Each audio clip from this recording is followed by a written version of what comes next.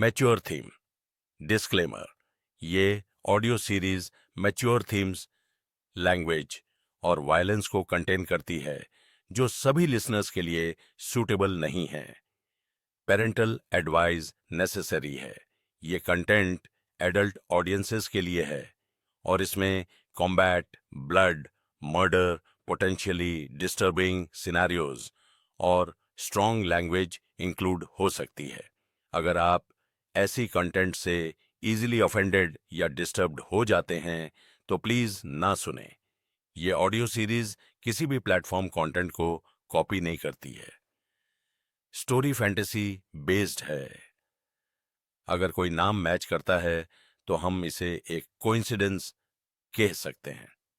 यह audio book fun और Joy purposes के लिए डिजाइन्ड है। जैसा कि अपेक्षित था, इस फॉर्मेशन की ताकत को महसूस करते हुए अधेड़ उम्र के व्यक्ति ने भौहें सिकोड़ी। जैसे ही वह इसे दबाने वाला था, दबाव गायब हो गया। ऐसा लगा कि संरचना रुक गई है। जबकि वह व्यक्ति उलझन में था, विपिन ने अपना मन स्वर्ग की लाइब्रेरी में डुबो दिया। शुभनाश, अघोर चाकू sect second generation student, sect leader Dwarika के तीसरे student, star river level. Star river level, जैसी कि उम्मीद थी, star river level origin core के 9वें स्तर से ऊपर था। विपिन की वर्तमान ताकत ने उसे 9वें स्तर के विशेषज्ञों से निपटने की अनुमति दी, लेकिन स्टार रिवर लेवल के अभ्यासी का सामना करना अभी भी एक चुनौती थी। खामी, आगे बढ़ने की अत्यधिक उत्सुकता, जिसके परिणाम स्वरूप फेफड़े क्षतिग्रस्त हो जाते हैं। 100 चालों के बाद सांस फूलने लगती है। खामी, ट्रांसजेंडर।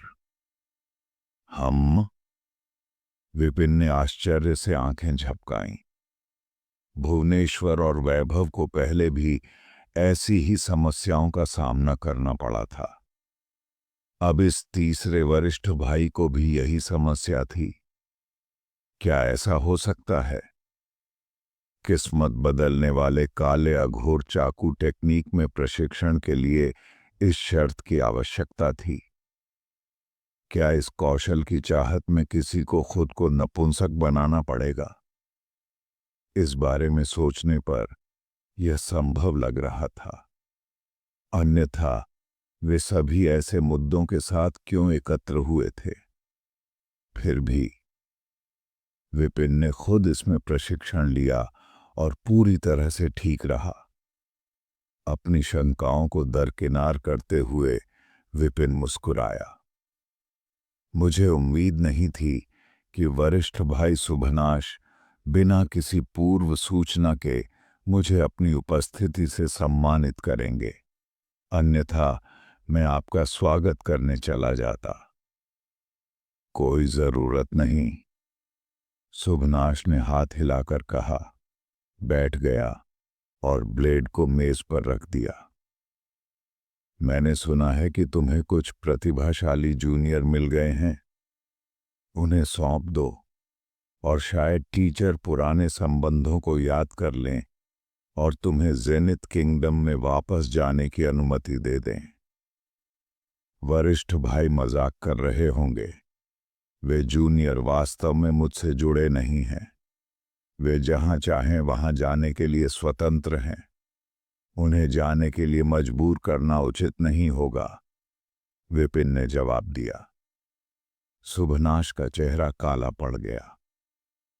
मैं व्यक्तिगत रूप से हमारे साझा इतिहास के सम्मान में यहां आ रहा हूं। क्या तुम सच में चाहते हो कि मैं उन्हें जबरदस्ती ले जाऊं? विपिन ने भौहें सिकोड़ी। क्या आप उन्हें जब्त करने की योजना बना रहे हैं?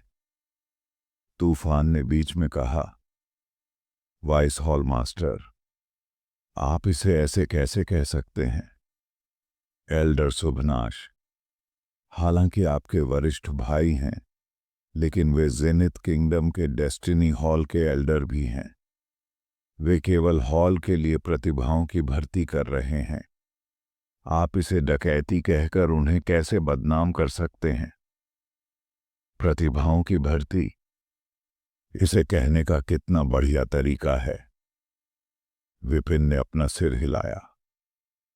लेकिन दुर्भाग्य से उन्हें कहाँ जाना है, इस बारे में उनका निर्णय मेरे ऊपर है। तुमने मेरा अपमान करने की हिम्मत की। शुभनाश खड़ा था। उसका हाथ ब्लेड के चारों ओर बंद था। भुवनेश्वर, उस समय मैंने तुम्हें पीटा और जेनिथ किंगडम से निर्वासित कर दिया था। मैं अब भी ऐसा ही कर सकता हूं। मैं तुम्हें एक मौका देता हूं। उन्हें सौंप दो और मैं इस मामले को आगे नहीं बढ़ाऊंगा।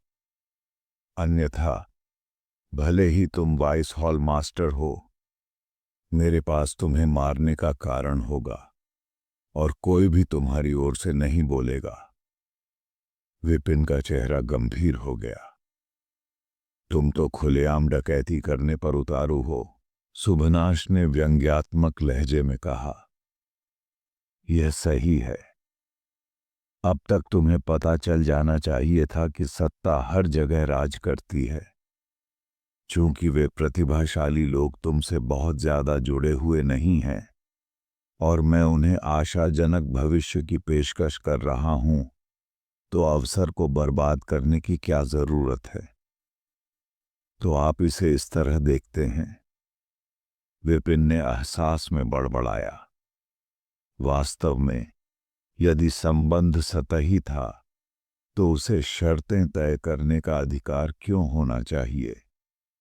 उसे क्यों न हटा दिया जाए और जो जरूरी है उसे ले लिया जाए?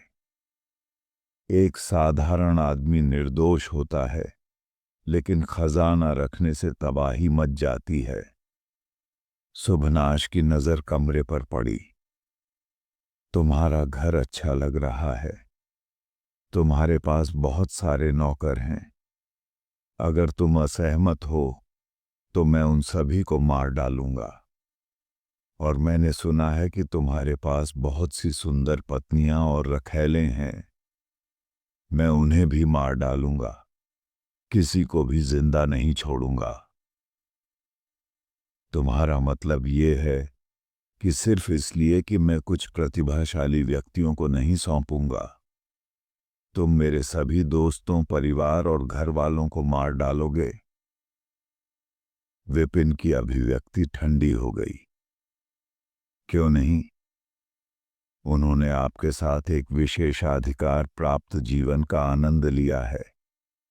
इसलिए जब खतरा आता है तो यह स्वाभाविक है कि वे कीमत चुकाएं। मैं आपको सलाह देता हूं कि आप अनुपालन करें।